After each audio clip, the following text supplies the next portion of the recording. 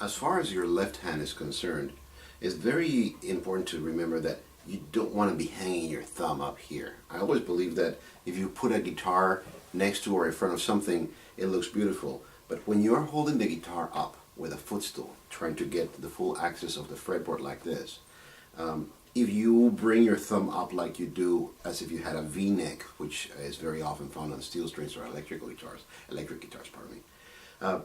What happens is if you bring your thumb up here, I know it's tempting to just rest your thumb here. If you do that, I don't know if you notice what's happening to my left shoulder. But again, it still looks nice because I have a guitar in front of me. But if I were to actually do this, take a look at what's happening here. Right? I am bending my wrist like this. My thumb is like that, and I have to bring my shoulder up like this. So not very healthy. So always remember, bring your thumb, and you want your thumb in the left hand to be right behind the action. And this means that if you're up by the sixth string, you know, the one closest to the ceiling, right? Your thumb needs to be fairly high. If you are down by the first string, your thumb needs to be rather low. So always make sure that your thumb is very mobile under your left hand, following your fingers.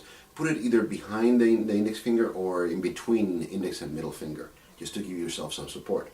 If you were to put all of your fingers on the strings, you would notice that these two fingers kind of open up a little bit as a V, but not too much. But this one's open quite a bit.